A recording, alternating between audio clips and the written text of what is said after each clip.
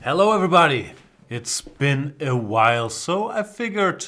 No, I didn't figure anything. I was just at the office and I thought I might as well do something useful today. Or kinda useful. And do a Banter Blitz. We haven't had one of those for a bit. Partly because there was what they call the World Chess Championship. Congratulations to the old and new World Chess Champion Magnus Carlsen. Who... Oh, this should I have said spoiler alert? Nah, you guys probably know that, right? If you don't know that and you're watching Banter Blitz instead, I commend you. But most people probably aware that Magnus Carlsen defended his title, won the tiebreak against Sergei Karyakin. Much tenser match than I and most other people would probably have expected. But Carlsen did come through in the tiebreak.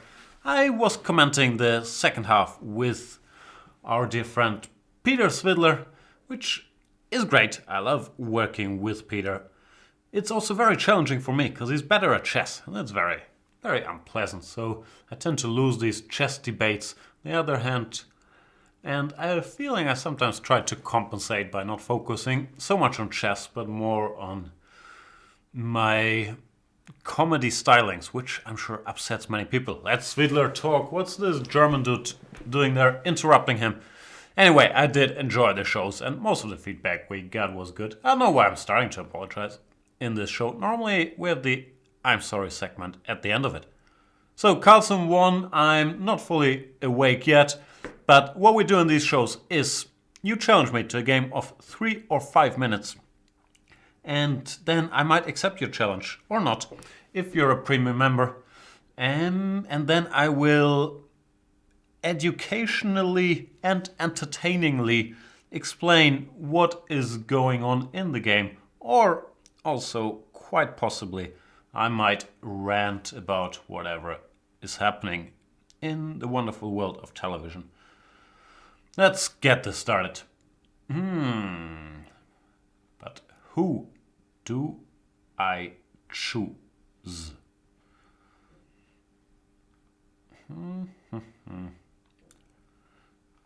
It's impossible to choose.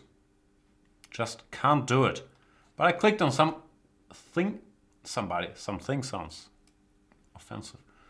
Fabby Cariltalia? German flag. Sounds like either an Italian name or a play on Fabiano Caruana. I do not know such things. Fabby Cariltalia. Please inform us, Fabby. Do you have a name that sounds similar to world number 2 Fabiano Caruana? World number 2 Fabiano Caruana, who's now only, 15 points behind Magnus Carlsen? Because Magnus Carlsen lost a lot of rating points in the classical segment, since he outrated Sergei Karyakin by quite a bit and lost 1.1 points per draw. He lost 13 points, I would guess, and is now quite a bit closer to the rest of the world, spearheaded by Mr. Fabby than he used to be. In this game of ours, we are discussing the Queen's Gambit declined, and after Bishop f4, which is a system I tend to choose, and e3, Fabby plays one of the main moves, or the main move nowadays, the move knight bd7. White has a broad choice here: Queen c2, Bishop e2, c5, a3. Since I named a3 last, I'm going to play that. a3 has fallen a little bit out of fashion over the last couple of years, because after c5, black tends to defend himself quite well. c5, you take on d5. And then these isolated pawn position, black has been doing okay. After c6, play becomes a little slower, and white is supposed to be a bit better here, because his bishop is outside of the pawn chain. Well, the black bishop is locked up. They won't let him out. Of course, not the end of the world, which is a phrase I should probably not use as often, but it's a bit uncomfortable for black. Speaking of not the end of the world, the movie This Is the End is a fantastic movie. Quite out of context, but it is good. Fabby Cariltali has taken on c4, followed by knight b6. Bit surprising, he wants to put a knight on d5, which is fair enough. I'm not 100% sure where to put my bishop. I'll put it on d3, because if in doubt, put your bishop on d3. Queen, if in doubt, put it on e2. Bishop, if in doubt, put it on d3. And here, somebody with chess culture. Now I'll pretend I have chess culture. I have a feeling chess culture people would castle here, allow knight takes f4, e takes f4. The structure might look weird, you give up the two bishops and you accept double pawns, but it also does restrict both of black's bishops. And I have a feeling strong players tend to think that is good for white. It's not natural to me, and honestly, if I wasn't trying to show off, I probably would have played bishop g3. But I have a feeling a lot of people out there might consider castles a good move here. No, not a lot of people, actually. Few people, but highly qualified people. Fabby Cariltalia. It's not Italia, right? There is an L in there. Cariltalia. Yeah. Takes on c3, not on f4. He probably believes my assumption. And now he puts the other knight on d5. But here I have a feeling, and I like to trust my feelings, that I should keep the bishop. Because after knight takes c3, I have a pleasant choice between bishop h7 or the move I would play, queen c2, knight d5, and then take on h7. When material is equal, but my greater central control should give me an advantage. h6, many an option, but I'll try to trick Fabby by playing bishop c2, hoping for knight takes c3, queen d3, and if the knight goes away, queen h7 would be checkmate. I do not expect that to be a very likely scenario, but it still felt useful to get this queen d3 and to provoke maybe weakness on the king side, provoke f5 or g6, which might give me something to work with for later. Knight f6 back. I'll still work on setting up this battery. Queen can't be bothered anytime soon. b6, a5, bishop a6 is rather slow, and I would still just block it with c4. So nothing to worry about.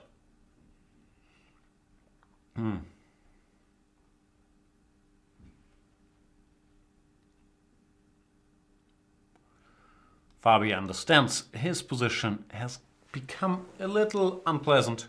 Or well, frankly, it's been a little unpleasant for a while. And is taking his time here. Goes queen a5. I could immediately start going for some bishop h4 trickery. But I believe I prefer putting this knight here just to block the queen from getting access to the king side. So there's no queen f5 or anything of that nature to worry about. Now after rook d8, the problem is bishop h4. I'm not sure how big a threat bishop takes f6 actually is, because sometimes this is just a check. The king goes to f8, and there's not that much to be done over there. But I'll still try to instill fear in Fabby's heart by putting the bishop here and hinting at this stuff. I'm not sure I really want to do it. Then again, it's not obvious what black can do here anyway, so I might as well play some vague half-threatening moves. And there we go, we've provoked a giant weakening in the form of g5. I do consider that a mistake, because even though my bishop has to go away, now I have a very simple plan to open the position further with f4. And it does not look like there should be salvation for the black king, which is just too alone, too exposed and too alone. Not a lot of defenders around. The knight can never move anywhere because of queen h7, so yeah, it's just a tough spot. I will try to open the position to the maximum.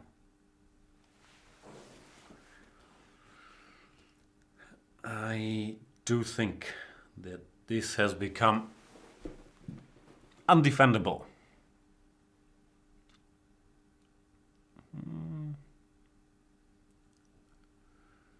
If takes, how do I take back though? Before claiming victory, I should maybe think. Takes, bishop takes f4, I guess. Because rook f4, bishop e5, there does not seem to be a win. Well, bishop f4 looks strong enough. e4 is also good, but it's not really in the spirit of trying to open things up.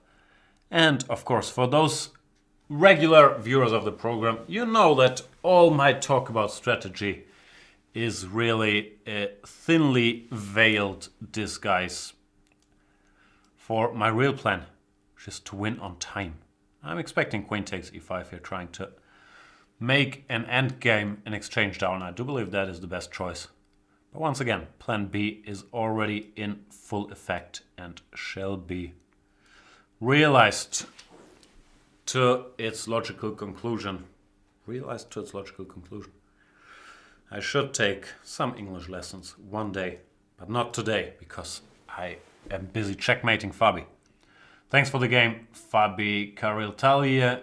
Yeah, in the opening I mentioned, I believe, in the position after castles, good or bad, you have to take on f4. Let us find somebody else. What about Tyr Stark from Norway, the country of the chess world champion? Do I click here? I think I click here. What's Tyr Stark? Tuesday? My Norwegian is still in a pretty sad shape. Oh, why does this keep happening? Probably because I scroll over the drop-down menu. We do have e4, c5, knight f3, knight c6 on the board, and here bishop b5 has pretty much replaced 3d4 as the main line, partly because people don't know what to do against the, what do you call this, Pelikan Sveshnikov, and partly because people start realizing how strong this move is.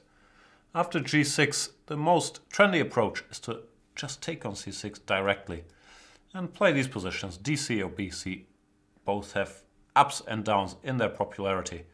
But what we're doing here has been one of the main lines for a long time.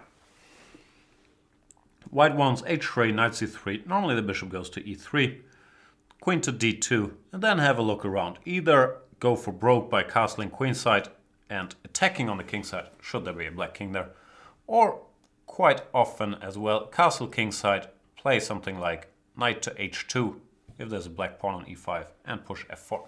However, Tyr Stark has decided not to go for this e5, which is the typical structure here, but instead put the bishop on e6 and played h6, which looks a little artificial, but it's not obviously terrible, so I'm gonna have to think about how and where to punish it very long and hard.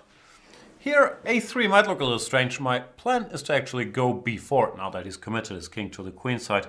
a4 could be more natural, but I wasn't sure how to proceed after a4 if he goes a5.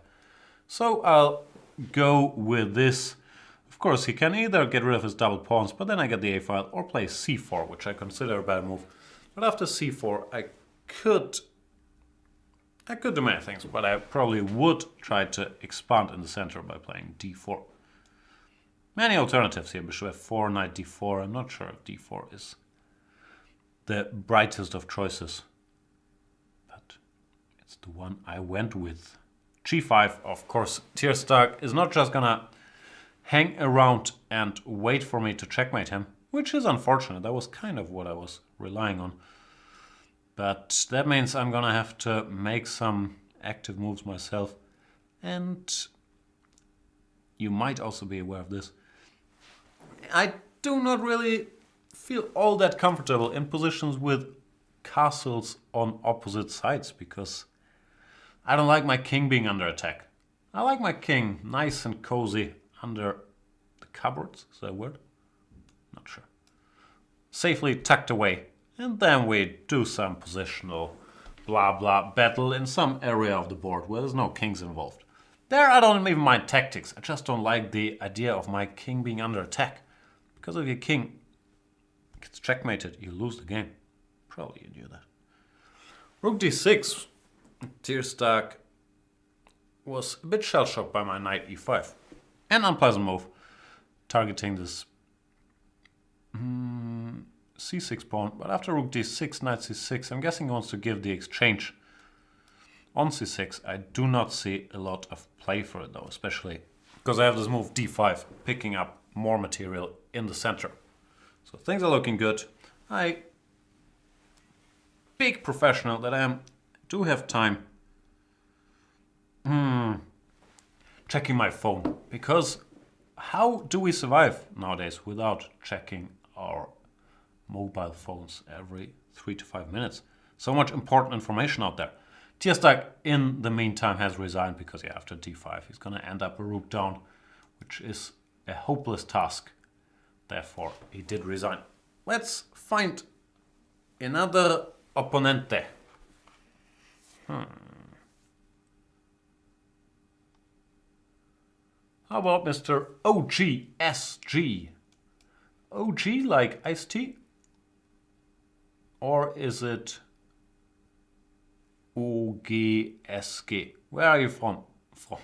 From Mr. OGSG. It does not tell us. He does not want to reveal his true identity.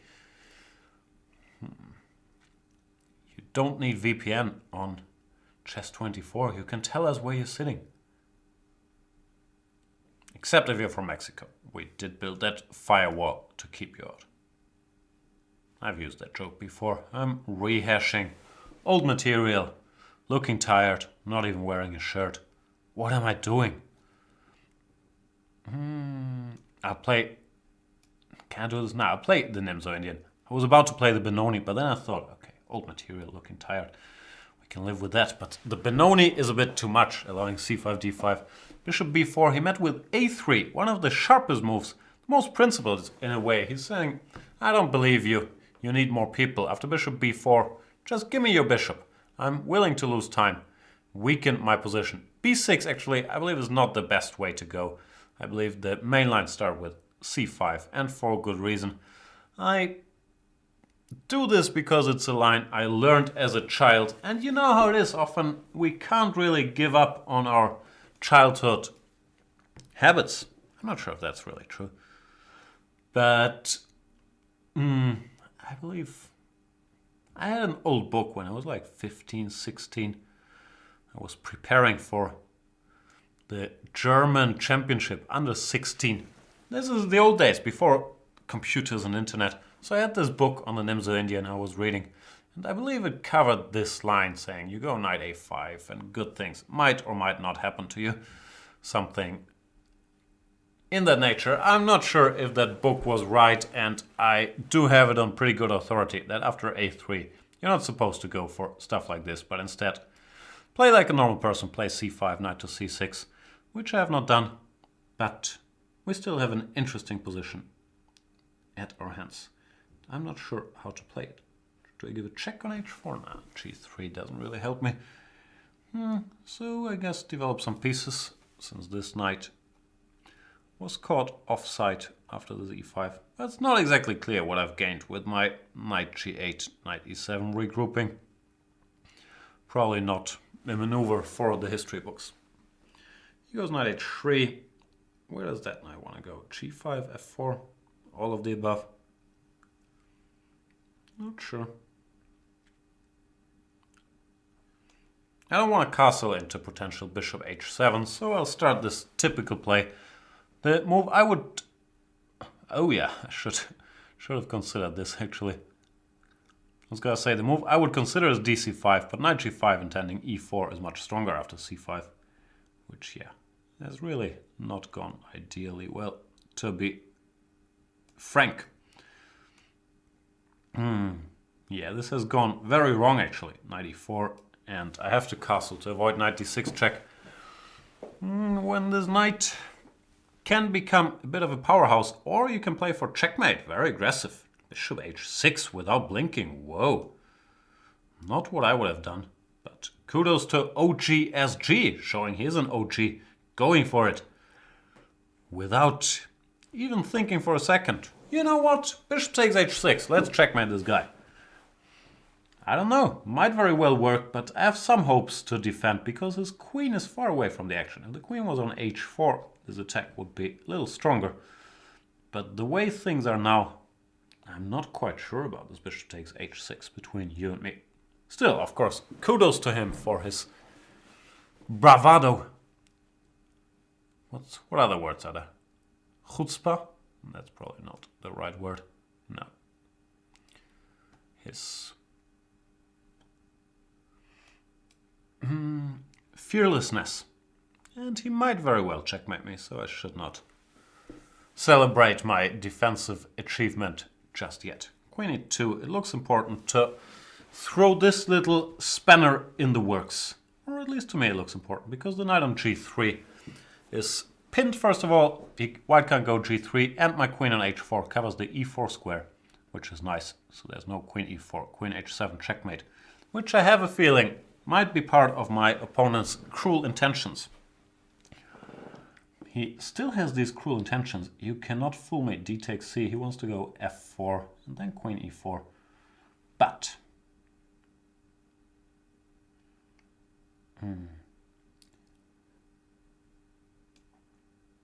this is a weird move. I think I should just have taken on c3. However, I do like trying to prevent whatever my opponent is up to, and I thought queen f4 might do that. cd, queen d4, king h1, bishop takes c4, and he doesn't even get to build this battery. Still, normally when you're winning, and I'm reasonably certain I was winning even before this move, there's no need to get too fancy, which you could argue queen f4 is. Then again, I don't see anything wrong with it, so I don't know why I'm so negative about the whole enchilada.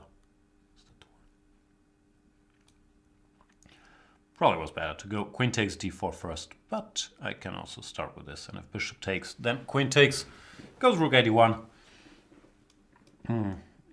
I guess I should try to get some pieces into play myself.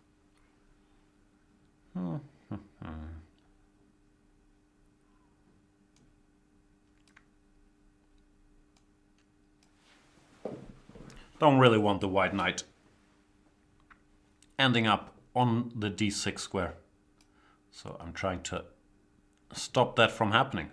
However, I did blunder something, which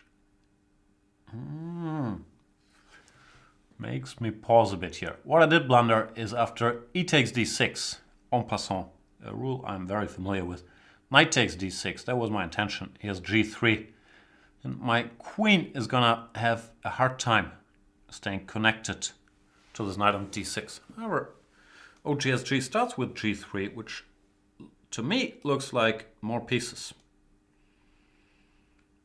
I generally do not need invitations to grab more pieces. Now it's two pieces. Of course I still have to be a little careful with my slightly soft king. But two pieces are two pieces.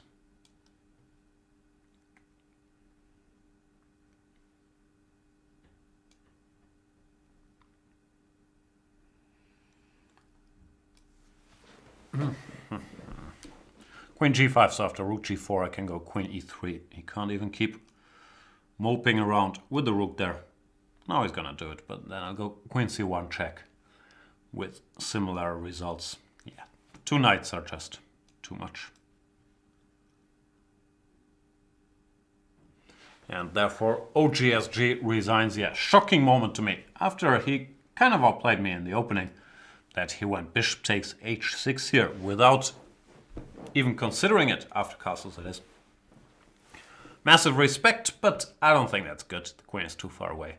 Just play some normal move. What is better? dc5 for castles or whatever. I didn't like my position. Anyway, let's move on to the next challenger. What about...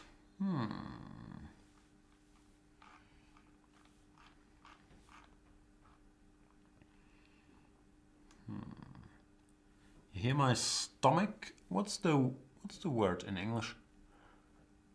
If because of lack of food intake your stomach produces strange sounds. I do not know. I should probably know. I will play... Oh, I read Compton races, but it is Camptown races. I have no idea what that means either. But I shall play him. That's the beauty of chess. You don't need to understand your opponent's name because there is the language of chess that we all speak. Some better than others. e4, c5, knight f3. Let's play d6. This is what Kayakin played in game 4 of his tiebreak game where he had to win against Magnus Carlsen. Magnus Carlsen chose f3 here. I would have been interested to see if after knight c3 Kayakin would have chosen a6, the Najdorf, which I'm playing here, or knight c6, the so-called Richter-Rauser. Camptown races seems very booked up in these sharp Najdorf lines, so I will do my usual weaseling out thing and not play the h6 queen b6 line, where I'm sure he's booked up to the eyeballs, but play something else. He might be booked up to the eyeballs here as well. Like, hasn't spent half a second on any move. Whoa, I ran into tremendous homework by Mr. Camptown. I don't really know what I'm doing, but whatever. 95. Is this all normal or are you just bluffing? I don't have a clue. Give me. Show me the money, Camptown. I could have gone ED, but I decided to trust my opponent and only take a pawn. 96? I don't know what's going on here. Maybe this is all genius homework. Probably it is. Queen h5, g6. Ah yeah, this was bad because now this queen takes d5.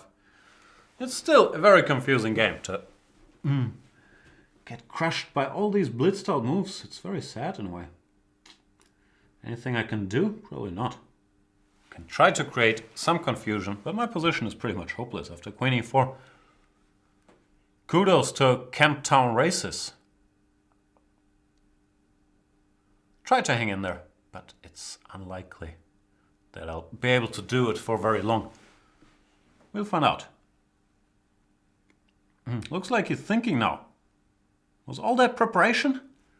What's going on with the world? Normally I make fun of my friends when they're saying, oh, but everybody knows so much theory, you can't play any main lines. But if it happens to me, of course I instantly change my attitude and think, ugh, but everybody knows so much theory, you can't play any main lines.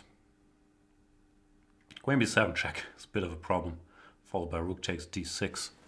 Not that there's no other problems. Actually, queen b7, king f6, rook d6. I have queen f4 check, so I'm not instantly losing there. And, well, this is winning a pawn, but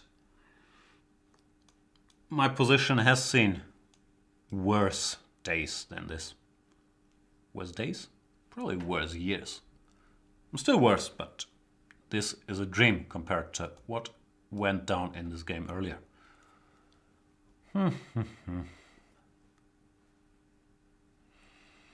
Still, pawn down. But there's even some hope I might win it back. If I exchange a pair of rooks, then go rook d8, rook d6. Let's start with this. Things might turn out to be okay-ish. Rook d1 looks principal targeting this, but I do have some counterplay with rook f2. So, not all hope is lost. Position might still be lost, but hope is not lost yet. Sometimes that's all we need, a little hope.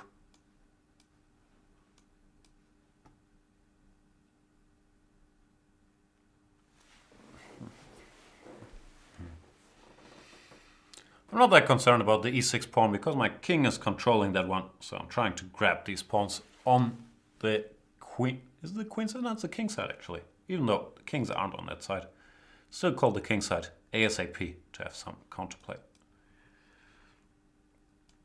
Probably put my rook here to keep g7 covered against rook a7 ideas and then start running with Harry the h-pawn. This has become very double-edged all of a sudden.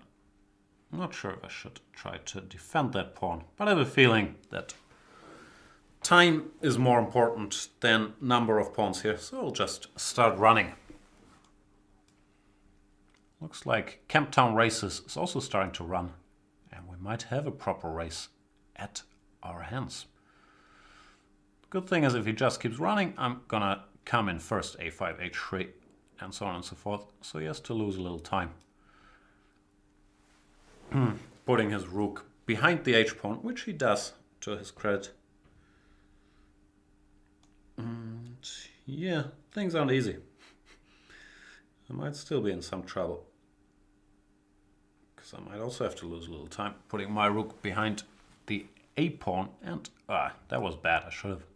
Why am I so weak in rook endgames? That's one of the constant inner monologues I have. Why? Should have given the check before he went b4. No pun intended. And you know that's not true. I always intend a pun there. Because now after the check he has king b2 and it's hard to stop the pawn. Well, this looks way too slow, to be completely honest with you. I'm gonna lose the race. Camptown Races, big expert on pawn races, of course.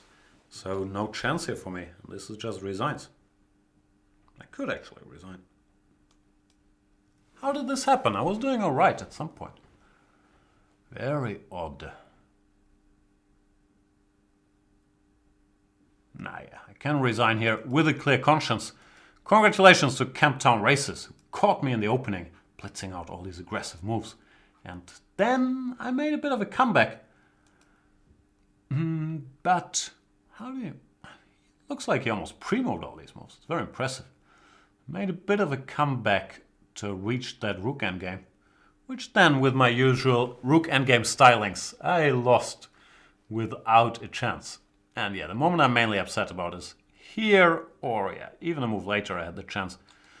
You should go check, and now rook a1, when I might be okay actually. King g4. Who knows what's gonna happen, but it wouldn't end as ugly as it ended in the game. But kudos to him, very good game. Let us play somebody else. Let's win a game. Because you guys know, I get very sad if I lose a game.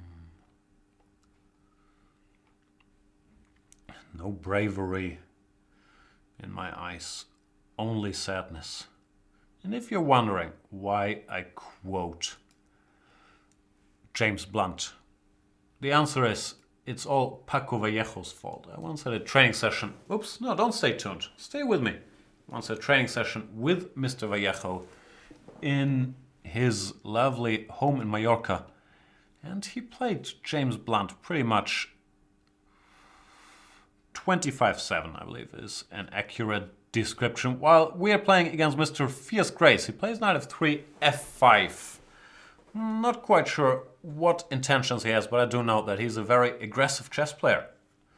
So he probably wants to play something like the Leningrad. Knight f3, f5, he could go for this funky d3 move, which normally I don't do. But it's something people do in this move order, d3, d6, e4, e5, knight c3. And it leads to a very different play from your typical Leningradish position. c5 I've always considered the main move here as well. What was it that you're supposed to do? I can't remember. I once studied this, but you know how it is with old age. There was some... Nah, I don't know. I'll just make half natural moves. Go g3, bishop g2, castles. You could argue that it's good for black to have the pawn on f5 already, but it might have some drawbacks as well, so I'm not 100% sure.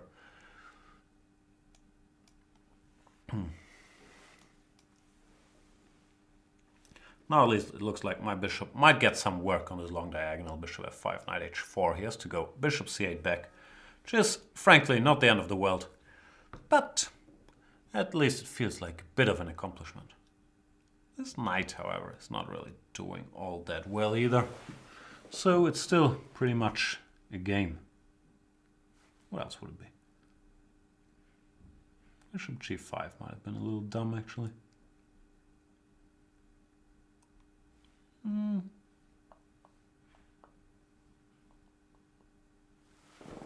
Yeah, not sure. I'll go for this for lack of better ideas and see what happens. Line I was calculating was knight takes, which he doesn't do probably. Rightly, bishop takes, king h8, queen h5 with some attacking chances. And while I keep talking about my many problems, I'm running out of time here, which is far from ideal too. Give me that bishop. I'm not sure I should take the bishop, but I do have a tendency to take bishops, given a choice. Rook e1 also a weird move.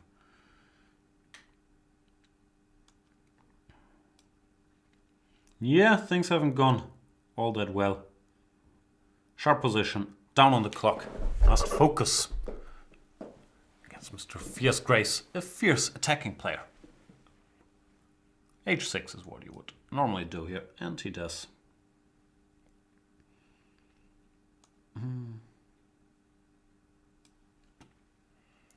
This, I was hoping, is just one check, but you never know. Sometimes it becomes 2 checks, 3 checks.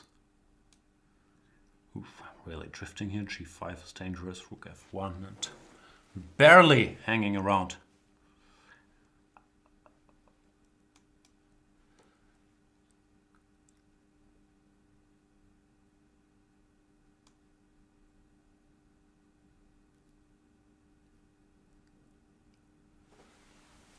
Queen g7, knight f3, knight takes, bishop takes, and then either queen takes b2 or bishop h3. Both do not fill my heart with too much joy. But since I was running low on time, I felt like I did not really have a choice but to blitz out some moves. And I feel like I should not allow queen d4 check either. Therefore, this move. But yeah, I'm a pawn down with probably a bad position. So things do not look great. I must find some way to orchestrate counterplay. His king is a little weak, but I'm not sure if I can use that fact. Bishop e4, d5, yeah? No tricks there, rook f7. I don't know. Queen f2 maybe. I was hoping I have some trick after d5, and I don't have time to calculate it.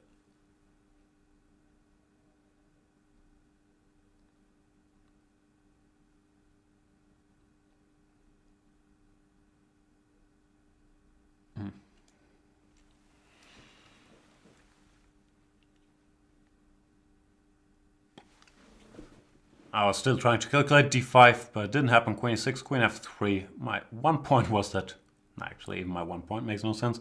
Bishop g6, I thought I had bishop d5. But who knows if even that assumption is correct. I'll try this move anyway, just because it was on my mind.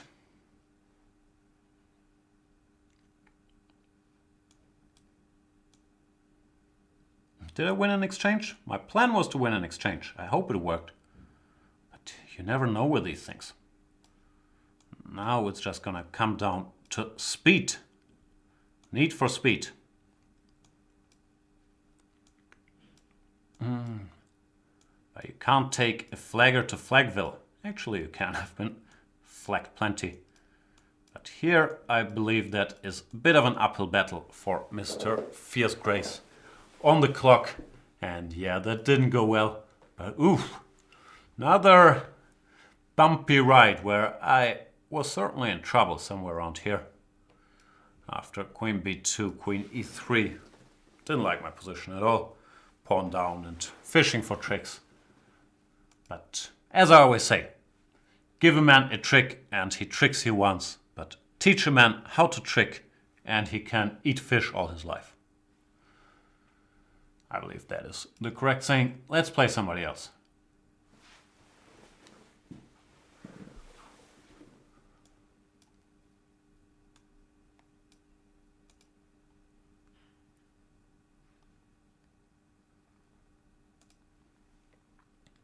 What about this guy?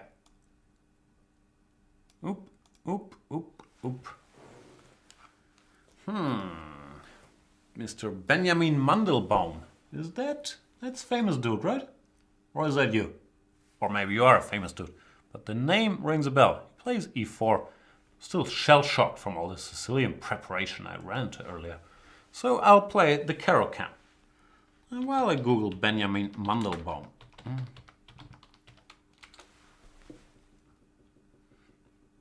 Maybe it's not a famous dude, but he is on Facebook, so that's something. Probably is Benjamin Mandelbaum's real name. What am I thinking of? Who am I thinking of? I am not thinking very clearly, but we have the Caro-Can on board. Benjamin Mandelbaum, a low-rated player, as you guys know. I don't discriminate, especially after losing a game. I might actually prefer you low-rated players so I can boost my confidence, because that's why we do these shows, really. Anyway, the Caro-Can, he took on d4, which is alright, but this knight on c3 feels a little funny to my eyes in this structure. You would normally want to put this pawn on c3 or even c4. Now, if with some creativity we could transpose to a line which is favored by Badur Jobava and also Richard Rapport, d4, knight f6, knight c3, d5, bishop f4, c5, e3, cd, ed, knight c6. And for those of you who are big champions of blindfold play, you might recognize the position. And I think I just blundered. I actually know this trick, which makes it more embarrassing, but I allowed knight b5 when I had no business allowing that. Normally you go a6 ASAP in these lines. So, not ideal. But he played bishop f5, bishop b5 instead, which is a fine positional move, but does not punish me for my sins quite as badly. Knight b5 just threats a very unpleasant check. I'm not sure how I would have dealt with it. Maybe I have to go e5, but it does not look all that great. Now I can develop my pieces more or less naturally, and this knight on c3 will be a little misplaced. Of course, white is not even... I was going to say not even worse here, but clearly it's not worse. After g4, bishop g6, knight e5, you can't even make a case for white still pushing. And that's what Benjamin Mandelbaum does. Did I underestimate Benjamin because of his familiar sounding name and his manageable looking rating? I do not know. It is possible. Knight e5 and one trick that I'm familiar with, but I want to share it with you, dear viewer, is rook c8, knight c6, bc, bishop a6. This rook only has one square, which is a8, and bishop to b7, picking up the exchange. It's a theme you want to avoid, if possible, in many a knight e5, bishop b5 position. Therefore I went queen b6, which I'm also not sure about, because after queen e2, knight a4 could be in the air, but maybe white doesn't have time for all that. At least that's what I hope. h4 is another move that is often unpleasant in this setup. g5 is what he plays. That strikes me as more non-standard. We'll find out. Knight e4. If knight g6, I have knight takes c3, or at least I would hope so. Well, knight takes e4, bishop takes e4. Looks quite pleasant for me.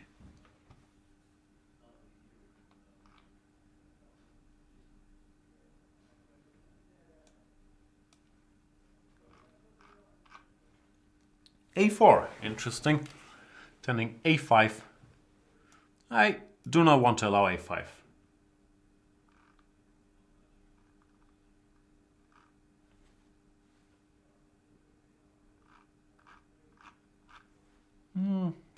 And Mr. Benjamin Castles giving me that pawn. Do I want that pawn? No, I want that pawn. Nah. Castles actually might run into knight d7. I'm not sure how big a deal that is. That's something that has to be considered. It's not that easy, this position. Believe it or not. You probably believe it. Why would I lie to you?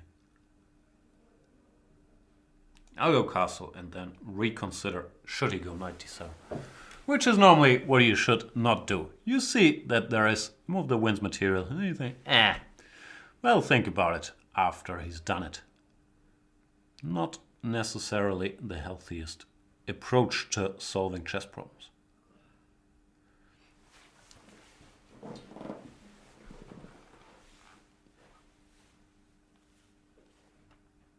And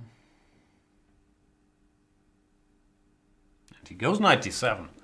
What's the story here, Benjamin Mandelbaum? 1445, crushing me. Everybody's destroying me today. It's a very, very sad day.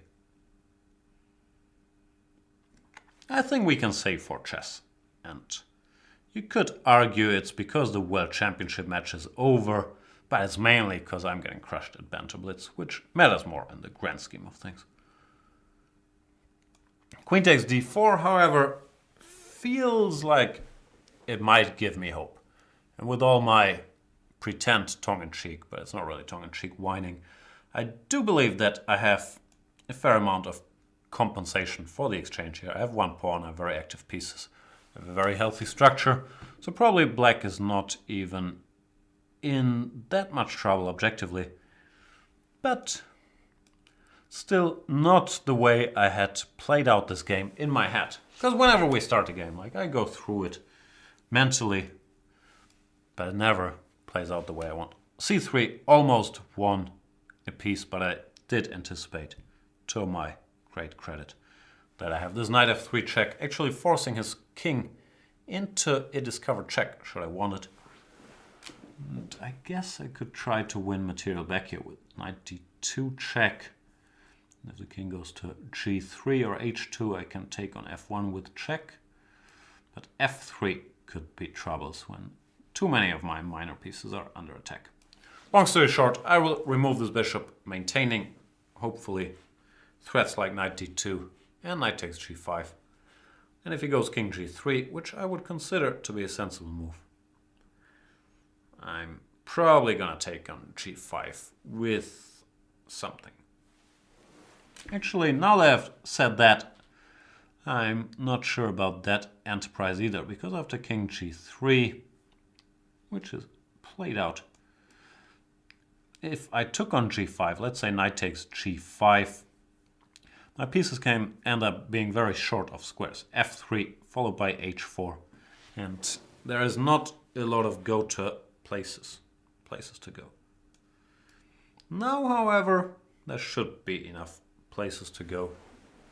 With the h-pawns off the board, white sometimes gains access to the h1 file for his rook, but there's no more h-pawn to harass my knight, which hopefully is more important.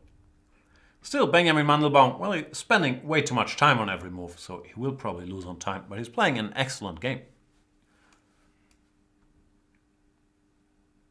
And I did not expect that, because he's 1445, and I do sometimes subconsciously, or kind of consciously, discriminate against lower ratings. Not in a way I don't play them, but that I don't anticipate problems, and then when they're there, I don't know how to handle myself. b4 weakens the c3 square, which shall be exploited. I could have taken immediately, but rook c8 looked good too. It's good now.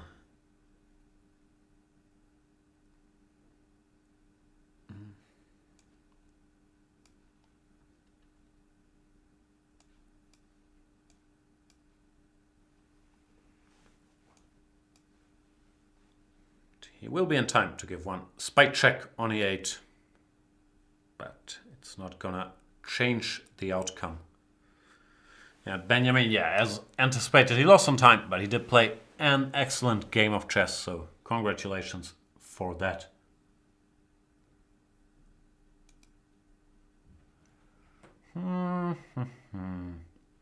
Speaking of lost some time, I know we still have plenty of time. Let's find somebody else to play with. A little tired today, I got to admit. Didn't sleep much, these World Championship things, and then doing the German recap. Normally they take quite a while. And oh, we have an international chess master. Let's play the international chess master, Chess Ude. 98, really from Norway. If I can read correctly, it says the score we have is 3-1 in his favor. So he's probably gonna crush me. Let me focus. Let me try avoid getting crushed for once in my life. Maybe he's not here. Then I can't avoid the... Well, I can avoid getting crushed, but I can't crush him either if he's not there. So let's start the countdown. 5, 4, 3, 2, 1, abort.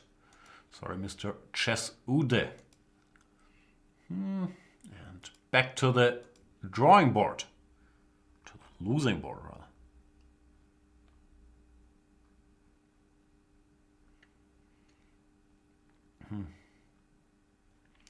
If I can't play an international chess master, at least let's play a FIDE master, because that's a title too.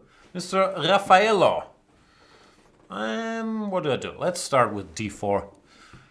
Bit of d4 shortage in modern chess, now that Kayakin and Carlsen both mainly stuck to e4. Oh, and Rafaelo, does he always play this e5 line? Which I keep telling people is bad, but I don't think they ever listen. So yeah, we get that. I'm a pawn up. No one believes me that this is not a good line. So you get it every other game. Let's see what Mr. Rafaelo has in store. He's blitzing out moves. Are these moves good? I don't know. Looks like it's all part of his devious homework. I don't believe a thing though. I believe it's just a bad line for black. And I'm willing to uphold that opinion. Not in court, but in Banter Blitz court, which is the most serious court I'm aware of. Uphold that opinion? Whatever. Anyway, this rook g1, g4 is a known idea against this bishop h3 stuff, so I was not really making all that up as I went along. Looks like Rafaelo had prepared this, and I have a feeling I've played this against him in Blitz before, but I just do not believe in that line for black, is what I'm saying.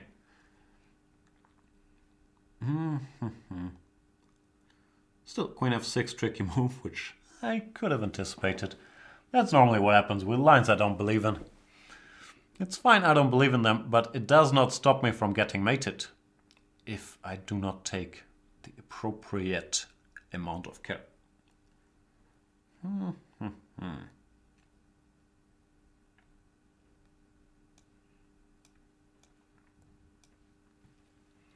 Not ideal this queen e2, because I would have preferred to take with the queen on g4. And oh, he's already starting the brilliancies. And yeah, I should focus. Because it's very embarrassing if you trash talk a line like the one he's playing and then you get crushed. I don't like that, but it's very likely to happen here. Oh boy, I'm playing badly today. I have to go here, but then e4. And now the situation has changed. Now black does have great compensation. So, focus, Jan. Stop getting crushed by everybody. We don't want another one of your self-conscious whining sessions. But this might already be too late, frankly. Yeah, this is really, really bad.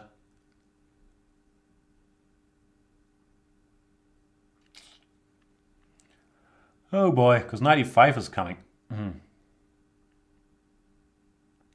I'm just gonna lose every game and be very sad about it. I can't see anything better than giving this piece to untangle my mess. But clearly, this is not how you're supposed to play chess, and I'm a bit embarrassed by it. Especially after my rant about how crappy this line is, which I still wholeheartedly believe it is a very nonsensical line. But if I keep losing like this, then yeah, my opinion is not going to be worth very much. I'm very frustrated now.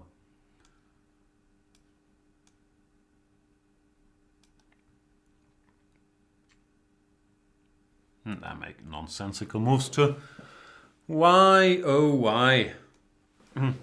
Also, why is my self-worth so dependent on Banter Blitz? But that's a topic for a different day. It's not going well. Okay, how can I hang around at least for a little bit?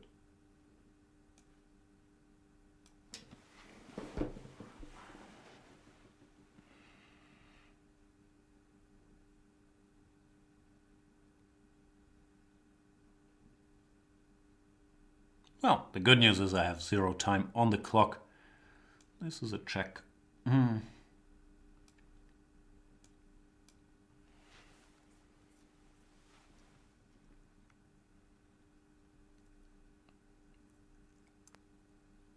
Nah, it's very hopeless. Enterprise, piece down, no time, no position. And it takes me like 3 seconds to make a move all the time. Many a problem.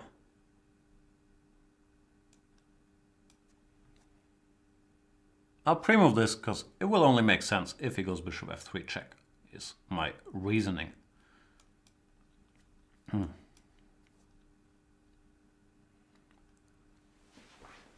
What is this, some brilliancy prize stuff? Nah, it's probably just good enough, and yeah. What I did is pretty much resigns. And yeah, I will resign. No? Yeah. Good game by Rafaelo, and yeah, another terrible game by yours truly. This is becoming a very sad session, and we'll soon be back to all these narcissistic, I used to be good at Blitz, but practice, blah blah blah rants. Which I did not want this to... It's not the way I want this to go. But anyway, good game, Rafaelo. Congratulations, and I shall try to find somebody else to play with. Very sad. Still a bad line.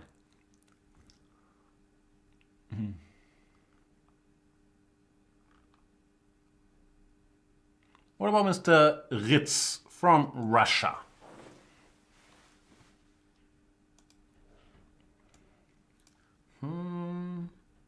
Mikhail Razumovsky. Apologies if I mispronounced that name.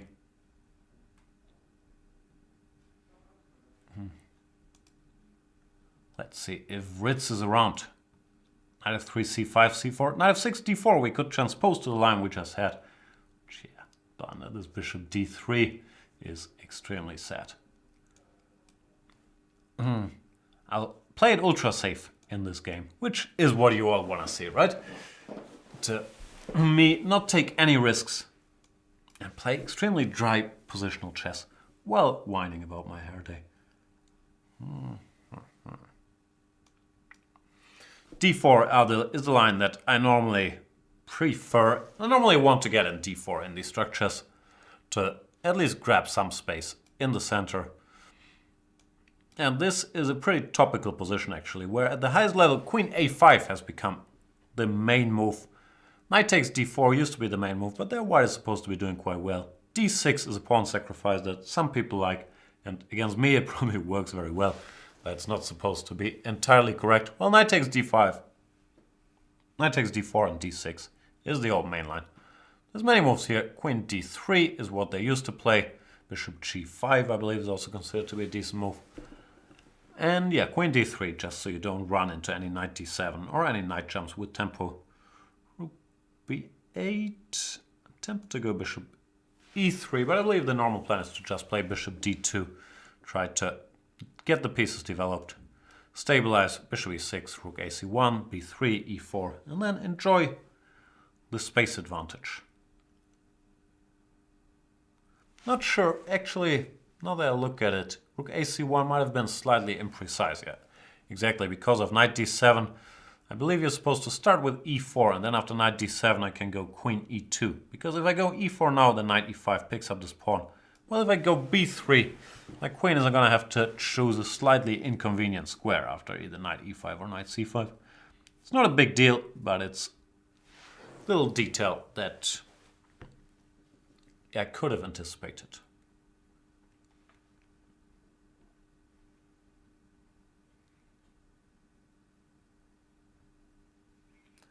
Knight c5, where do I go?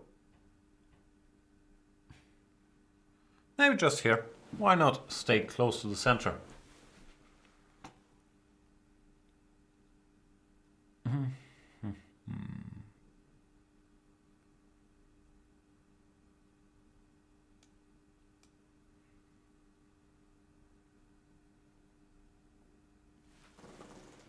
In general, these types of positions, well, some would say it's my bread and butter, even though I'm so punch-drunk right now that I don't really believe in bread or butter anymore. But they're deceptively tricky for black because of this lasting space advantage provided by the c4 pawn. So I normally quite enjoy playing them with white. But as mentioned, I'm very easy to get to tilt. That's what's happening here. I don't enjoy anything. I just want to go home and take a nap. That's really the goal. Bishop e1, weird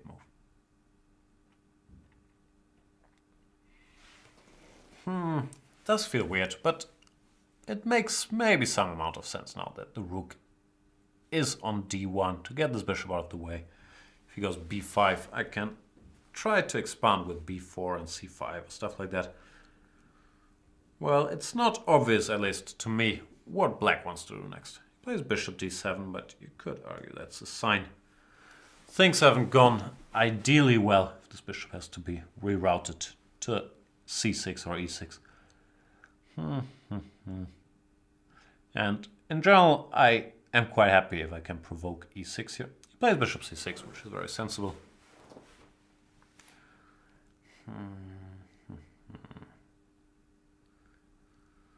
Yeah, the dullest way to play is where you're gonna get bishop c3, when typically these bishops will be exchanged and this bishop will be exchanged for the knight. And after something recaptures on d5, probably not a pawn, but either the rook or the bishop.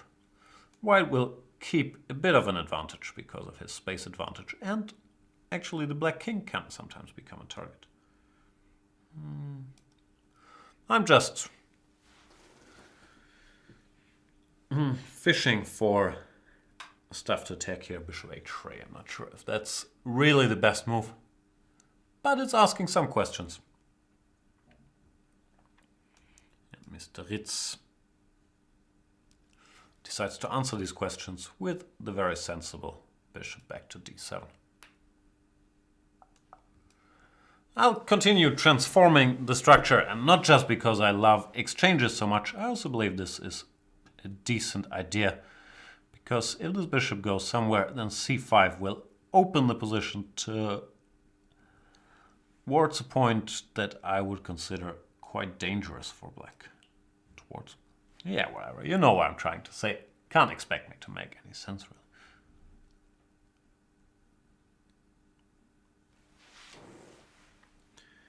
e5, very aggressive. Let's calculate. Rook takes d6.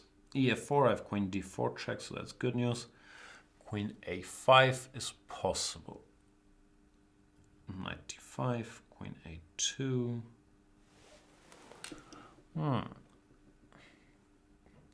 Maybe I have something more aggressive here.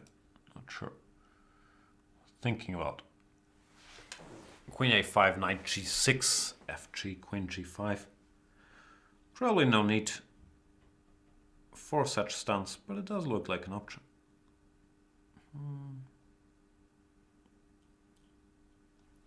I can't see a way through after knight g6, queen a5, knight g6, fg, queen g5, bishop f5. And it's not obvious how to win. g4 maybe? hg, h5? Don't know. Queen e7 makes life a little easier because this knight just jumps to the best square it has available with tempo and forces black to go queen f8, not the prettiest square the black queen has available. So that makes things a little more comfortable for me. Didn't have to go knight f6, but might as well.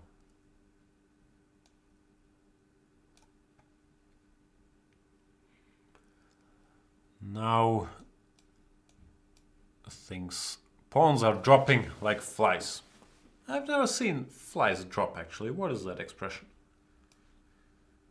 Is it if they're caught on your evil fly trap and then you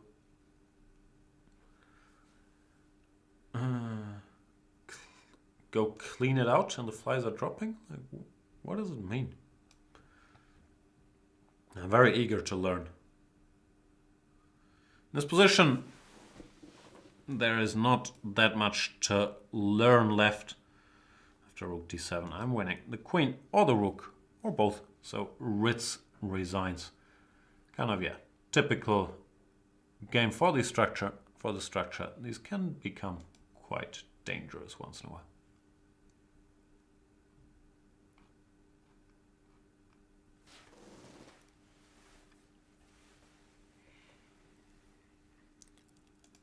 Let's play another FIDE Master, even though it's a relatively low-rated FIDE Master, so I'm not quite sure what that is all about. Mr. TexMax 22, 1951. Either he's not very active here, or he's not excelling at the game that we call Blitz chess.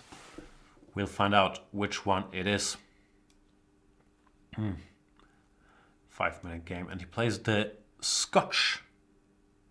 Could still be, oh no, he doesn't play the Scotch. He plays the, what do you call this? Scotch Gambit. Both knight f6 and bishop c5 are fine here, according to my vast knowledge. After bishop c5, c3, it's easiest to transpose to this line, with which normally occurs via the Italian move order. The problem is this is not the most exciting line in the whole wild world. And after queen b3 instead of castles, you could argue that theoretically best bet for black is to play knight a5, queen a4 check, knight c6, queen b3, knight a5 back with the move repetition. So that's a practical problem that line has. But I was never very concerned about this. Knight e4 I've never seen before. Bishop g4 looks logical enough. You could also make a case for knight b6 or whatnot. But yeah, I don't mind my move. Knight c5 is interesting.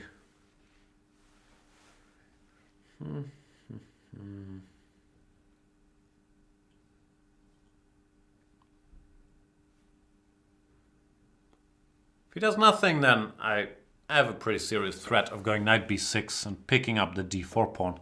So white should worry about that. I'm not 100% sure in what shape or form he should worry about it. If knight c5, I have many options. I'm not quite sure which one I like. Knight b6, even b6 looks very loose, but maybe it's possible because knight b7 is not the ideal square for this knight.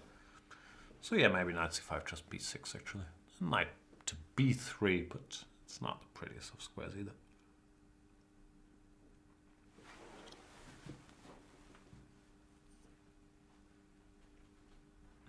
Plays bishop e2, fair enough. Looks like this gives me a chance to increase the pressure a little bit. Not too much, but just a little bit. Tending knight takes e2, followed by knight takes d4. Yeah, that's an unpleasant threat to have to deal with. I don't actually see how you deal with it. Maybe d5, but even then I can take and either take the pawn or go knight d4 anyway. Does not look very nice.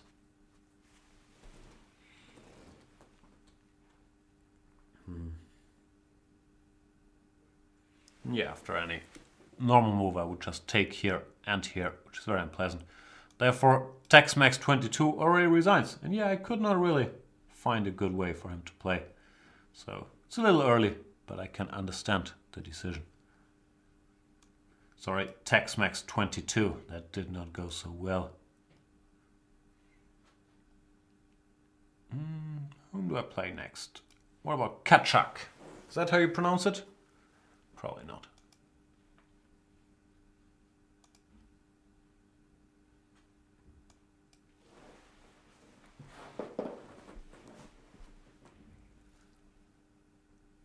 Mr. Katak. Let's do this. This is a move order I normally don't play much because of d5, d4 being a strong move here.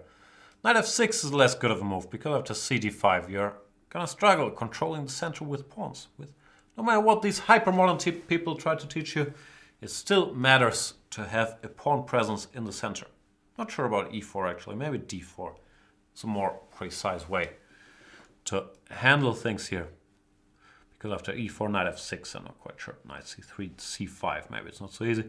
But here after knight b6, d4, I do have the perfect pawn center, and black's gonna find it tough, or at least hopefully he's gonna find it tough to orchestrate a lot of counterplay against it. If you play g6 like in the Grunfeld defense, then you're more or less a tempo down compared to normal Grunfeld defense lines.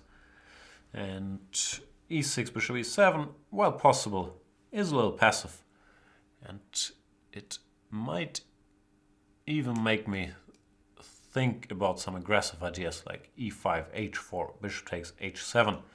The good old textbook bishop sacrifice on h7, which you rarely get to implement.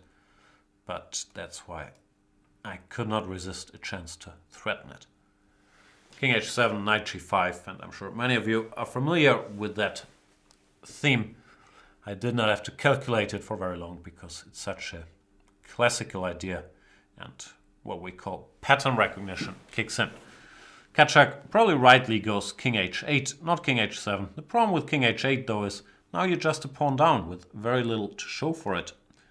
And not only that, your king is also gonna come under fire. Maybe knight g5 was deciding the game more quickly than bishop c2, but knight g5, g6 I have to calculate.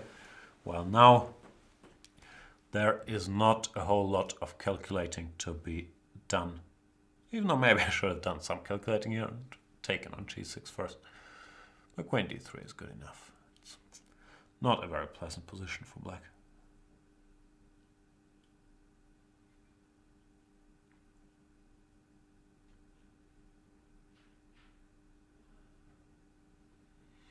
Still, yeah, not playing HG is a bit of a crime. I will admit that much. How do I get this over with now? HG, rook takes h1 is Katak's very good point. So I have to put my rook on a protected square. And he gains a bit of time to defend. Either c takes d4, looking for counterplay, or knight f8, trying to shore up his kingside a bit when there is still work to be done.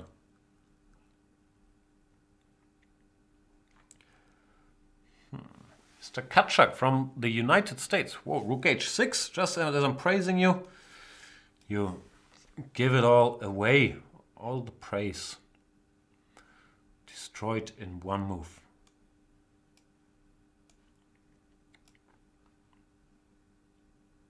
Can you destroy praise? Probably not.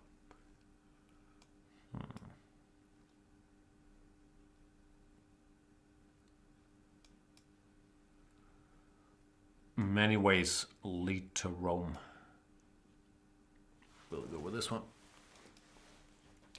Yeah, this bishop sacrifice. If you're new to the game, study this idea. It's very important. And especially with the pawn on h4, it often works with the rook on h1. After you've castled, you normally need this bishop to not control the g5 square. But here it works like a charm, I would guess at least. King h7, knight g5, king g8, queen h5, threatening checkmate, and if bishop g5, hg5, this rook joins the attack along the h-file. If black tries to make a luft, you can only just go g6. There's no way out. You can check the alternatives, but here, yeah, this is the perfect version for white. So just everything wins. Let's try to play another opponent.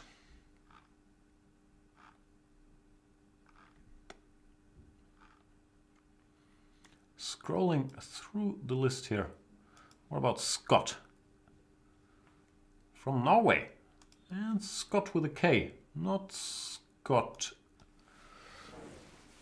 Landyard.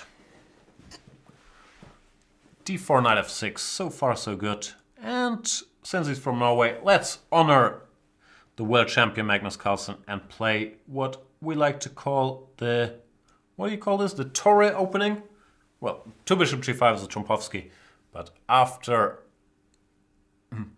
e6, knight f3, it becomes the Torre. Instead of knight f3, you can also play e4, but then after h6, you have to give up this bishop, which I'm not fond of. Therefore, knight f3, e3, and, well, nowadays all these queen pawns openings are making a bit of a comeback. I haven't seen so much Torre. I've seen more London system with the bishop on f4, but bishop on g5 can't be too terrible either. Not sure what he wants. Maybe he wants to go for an early bishop a6, which is always a mixed blessing. You do get rid of my strong bishop on d3, but you also end up with some slightly weakened squares on, where is it? The queen side. 95, I think I might have to go for a cheapo I learned as a kid. No, not after 94. After knight c6, queen a4, I was going to go for my cheapo. 94, I'm going to have to go for thinking, which, given the sample size of the day, it's not ideal for me. But what to do? Interesting move, actually.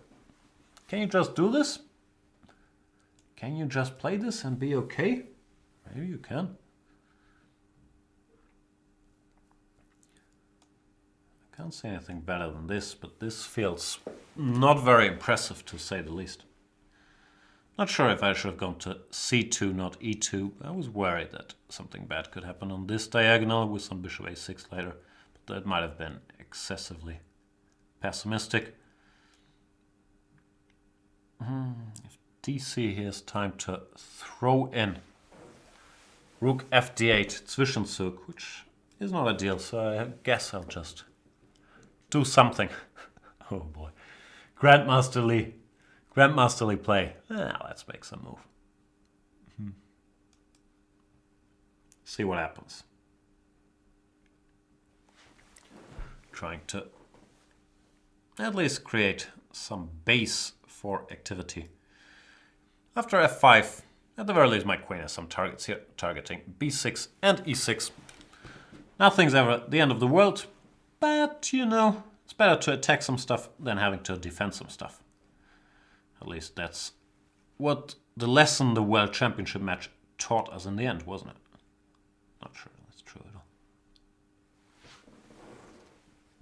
CD, can you do that? I guess you can. Queen b6, d3, queen c6, rook a1. This is a blitz game. I should not spend half a minute on every random move. And normally I don't.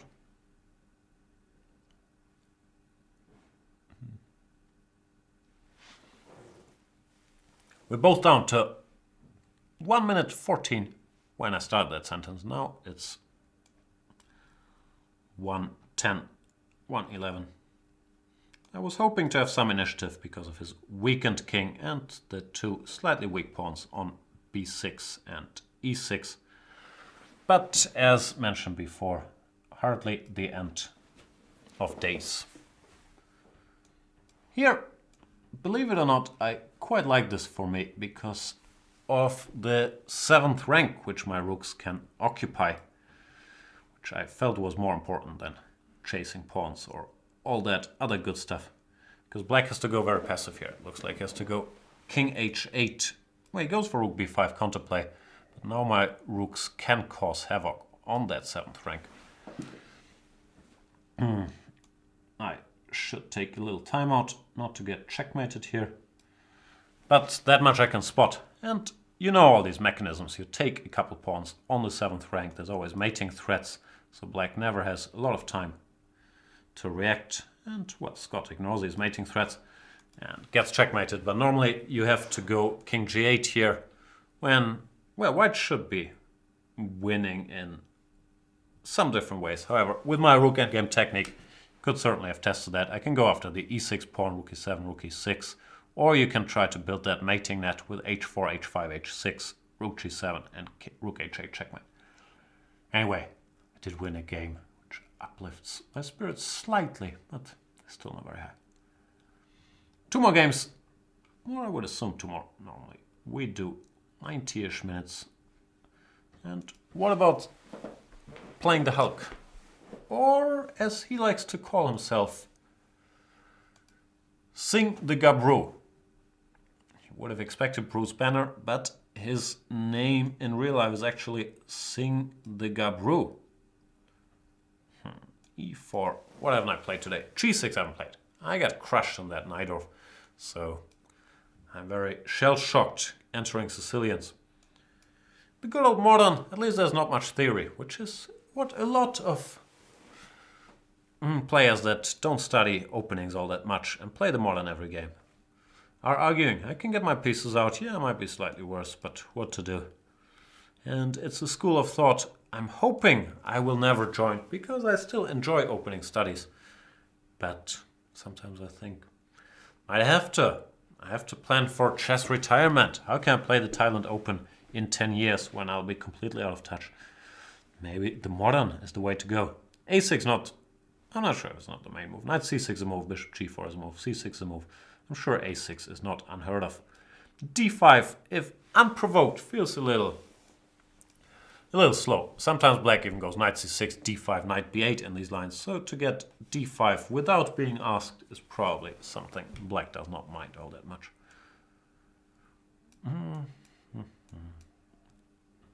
Could have taken it first, but bishop b7 looks sensible enough. Now we have a good, what do you call this? I think it's a Sicilian dragon structure more than anything. The c-pawn is exchanged for white's d-pawn. I have a fianchettoed bishop on this long diagonal. So yeah, looks like a pretty good dragon for me. But even a good dragon can spit fire. So gotta be careful. Yeah, my talking game is... See, I really do have the best words, like my talking game. It's the best I could come up with. Go away. Rook b1. I understand you want to develop your bishop and you don't want b2 to hang, but go away. Come on. Sing.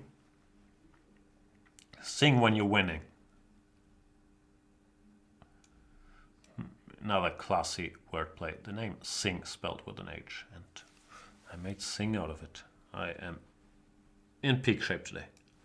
Not sure if d5 is a move, but it does cripple my pawn structure a little bit, and I like keeping it non-committal when it comes to pawn structures.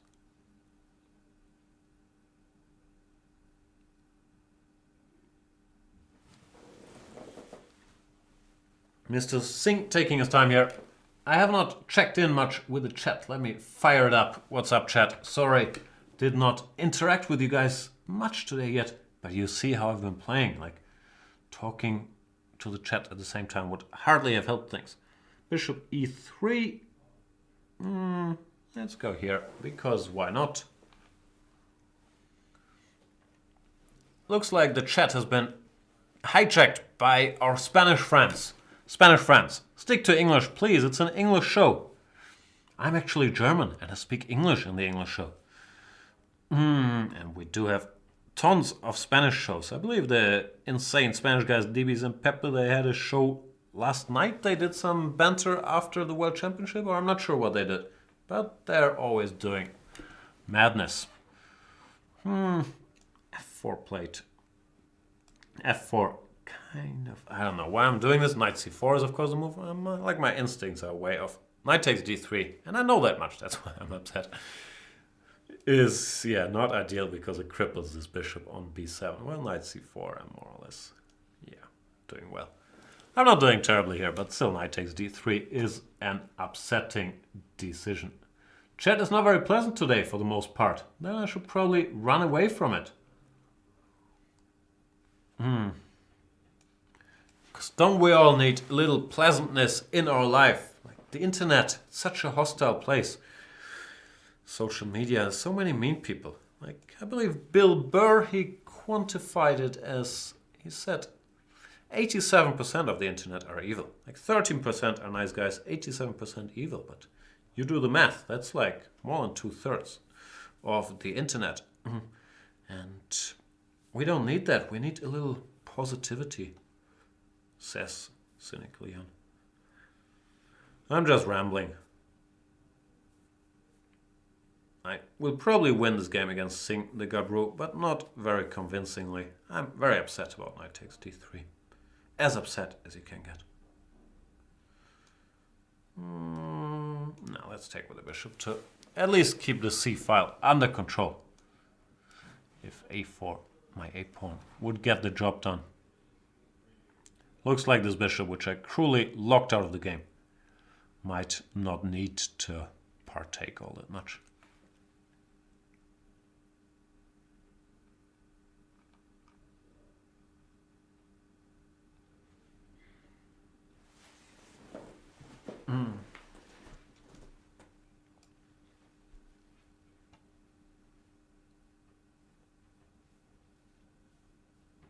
Goran Strandberg is saying, do you recommend any anti-gambit versus King's Gambit? Don't like taking f4 pawn. Nah, I like taking it. Grab that pawn. Pawn up for nothing. But in general, I like accepting gambits, and I'll claim the gambit is ridiculous and get checkmated, as we've seen earlier in this show, which then in turn will make me ask the big questions. Why are we here? What is our purpose? What is the meaning of life? How do we find happiness? Is it by playing Banter Blitz? I do not know the answers, but I do know that I don't enjoy losing. Not sure why, but I'm guessing it's human nature. I don't think I have a lot of this, what do they call this? Testosterone? But I still hate losing.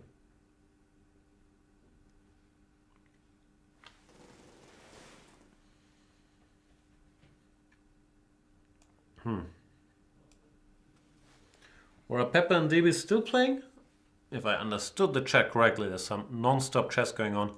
And these guys, they're much tougher than me. Like the World Championship commentary will end and they will start playing a Banter Blitz session. Things of that nature. Kudos. sorry. Moment, für das zweite Mal mit Ton.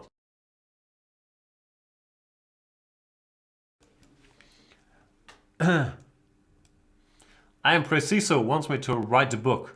Filled with what? General whining about life? I'm not sure.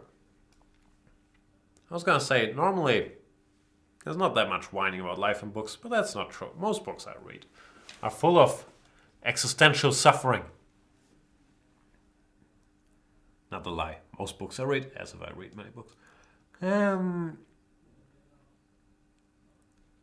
Sing the Gabu lost on time here, but the position on the board favored me as well. We'll play one very quick last game. And by very quick, actually, let's play a bullet game. Can someone challenge me to a bullet game? Because I promised to end this show at 4:30 and I'm not sure I can do a whole game of Blitz until 4:30. Oh, what have I done now? I've clicked something. Why?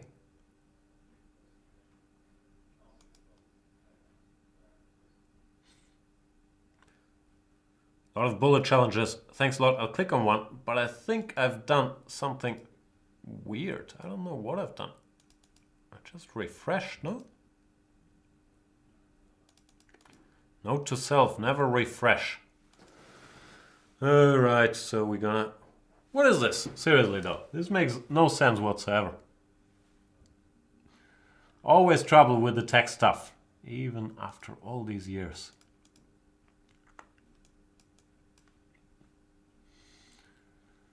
Oh boy. How do I break everything? I'll start playing Wizard 77 with this show looking like this, and we're gonna have to imagine what goes on the board. Does that sound like a good proposition? Nah, to me neither. And another great thing is, since it's a bullet game, me trying to readjust the layout at the same time is gonna be extremely tough. Newsflash here, I already lost a pawn on the side of the board, you can see. I will try to compensate for it on the other side, but I'm not sure I'll be able to do it. I've trapped his bishop now in the center after bishop takes d2. See, this knight came over from over here, and this bishop doesn't have any squares, even though I'm aware you can only see half of it. But let's practice on blindfold. There's a king on e8, rook on h8. He's played knight takes d4. However, after e takes d5, I'm now ahead on the clock, which you can't see either. 38 to 34 seconds, and I've grabbed a bunch of material against Wizard 777. He's managed to castle, but the body count strongly favors me, I believe. I will try to bring the action back to the queen side so you guys can follow. And not be too active on the king side, but the game has already ended. I have no idea how I managed to break the layout by clicking refresh, but I do know how to make myself much smaller. So I believe I should call it a day. I was gonna do the I'm sorry segment, but today I'm properly sorry for the lackluster play, the lack of humor, the lack of shirts, the lack of, you know, I either want to entertain or educate. And if I don't do neither, but just whine, which I'm aware is like 90% of these Banter Blitzes, I have a feeling it's not a good idea. Anyway, thank you for watching. We'll pick it up. I'm rusty after all this talking about chess. It's much harder if you have to make moves yourself.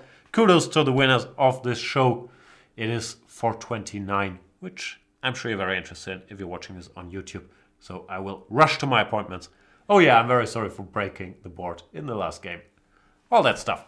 See you soon. Thanks for watching. Bye.